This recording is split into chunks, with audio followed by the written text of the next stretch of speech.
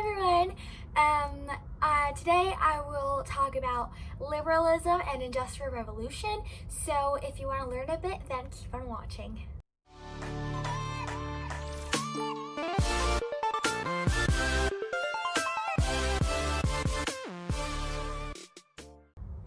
Okay, to set the stage, during 16th and 17th century, people would usually live in rural areas. Lower classes were self-sufficient and produced their own food and clothing, and there was no social mobility because of this, because you didn't really have to go anywhere to live and to survive. But this changed with the Industrial Revolution. Machinery were invented, and now we're seeing a new era that has never been seen before. Entrepreneurs create factories, and those factories need workers. However, these workers were in rural areas. But what happened was that in Britain, a law was made about fencing, and so whatever territory, whatever land you purchased, you were able to fence the land. So before, all the land was shared, but now it is all fenced, so the farmers cannot work their land.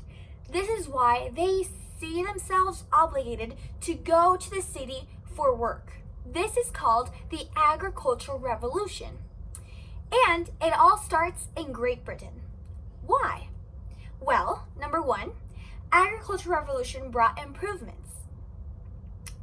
2, increase of food supply led to population increase. 3, supply of money to invest in new machines and factories. 4, key raw materials were discovered, like coal. 5, supply of markets. And 6, transportation. Well, now there is also another law made of turnpikes. These turnpikes were a sort of like you could build your own street. So if you built your own street, you could charge money for that. So that increased all of England's transportation and commerce. Also, new machinery was built, like the spinning jenny. The spinning jenny is an example of how changes brought by industrialization led to even more changes in other areas. The 3 factors needed for industrialization are land, labor, and capital. You needed land to build a factory, you needed labor, aka the people, and you needed capital, aka money. And well, after Britain, industrialization spread all throughout Europe and even North America. The industrialization caused many effects and impacts socially. 2 new social classes were created: the industrial middle class and the industrial working class. The industrial middle class were made up of people of the owners of factories, the visionaries and entrepreneurs, and the industrial working class were made out of people who worked in the factories that were before in rural areas. This all created capitalism.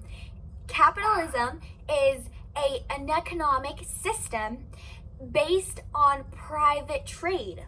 And all this led to a lot of population growth and urbanization. And this sounds all really good, really great, everybody happy, but really, the industrial working class suffered during this stage. People worked about 14 to 16 hours a day. If you complained, you were fired. If you were sick, you were fired. If you got hurt, you were fired. For anything, really. And the payment was really low. This also caused a lot of child labor. Sadly, schools weren't invented yet, and children worked 8 hours work days, 6 days a week. And they also worked in very dangerous and hard conditions. This led to a lot of protests and a new ideology of socialism, which is an economic system where society, usually in the form of government, owns and controls some means of production, such as factories and utilities. Two main people who really fought for this ideology was Karl Marx and Friedrich Engels, who wrote the Communist Manifesto and Capital. So through the socialist ideas, they created communism. Communism is a social, political, and economic ideology and movement whose ultimate goal is to establish a communist society structured upon the common ownership of means and productions. So, in socialism, it was partly the government would own like commerce, but here the government would own everything pretty much. So these political ideologies, think about it as in a spectrum, okay? So here we have capitalism, which is everything private, no involvement with the government. Socialism, which is partly involved with the government, but also private ownership is allowed. And here, communism, where the government is in control of everything. Other ideologies you may have to understand is archaism. It is a theory that equality and justice are to be sought through the abolition of the state and the substitution of free agreements between individuals. This pretty much means that archaism is a belief where a society is natural and that people are good. However, institutions may be corrupted. Syndicalism is a system of economic organization in which industries are owned and managed by workers. So, this means that workers are their own bosses. Now, let's talk about nationalism. To set the stage, meet the Congress of Vienna. It is a group of meetings to rearrange territories and establish conservatism as the primary ideology in Europe. The Concert of Europe was established to keep control of old monarchies, saying that there were many revolutions like the American Revolution and the French Revolution. So monarchs were feeling threatened by this, so they created these meetings. This is a map of Europe after the Congress of Vienna in 1915. Before we start with the whole fights and wars and territories, first I would like to tell you what is nationalism. Well, nationalism is a respect for the unique identity of people based on a common language, religion, and symbols. It is a belief that each nationality should have its own government. So this led to many revolutions, such as in France, the French liberals overthrew the Bourbon monarch Charles V and established a constitutional monarchy. In Belgium nationalists rose up against Dutch control and created an independent state. In Poland, Russian authorities crushed a nationalist uprising and blocked efforts to establish an independent Poland. In Italy, Austrian troops put down nationalist revolts in various Italian states. This led to many national unifications. The Crimean War had a really important impact in Europe. Seeing that, well, it all started because Russia wanted control of Crimea, which was a territory from the Ottoman Empire. The Ottomans hear about this attempt and they join forces with France and Great Britain to support them against Russia. This led to Russia failing and suffering many heavy losses. And now Russia and Austria became enemies. This led to the continent of Europe being destroyed. The three effects of the Crimean War was number one, the Treaty of Paris. It was signed in 1956, where Russia agrees to return control of Wallachia.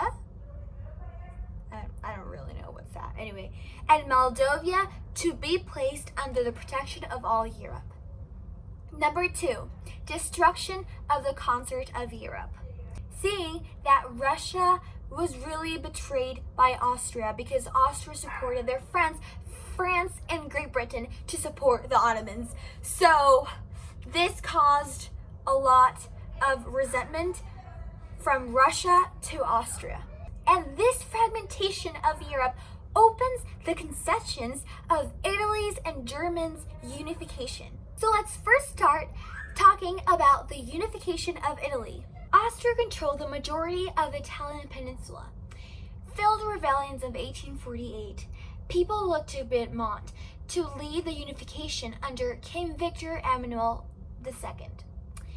So just think about Piedmont being the leader of all this Italian unification. The Prime Minister of Piedmont, Camillo di Cavour, forms an alliance with France and fights the Austrians.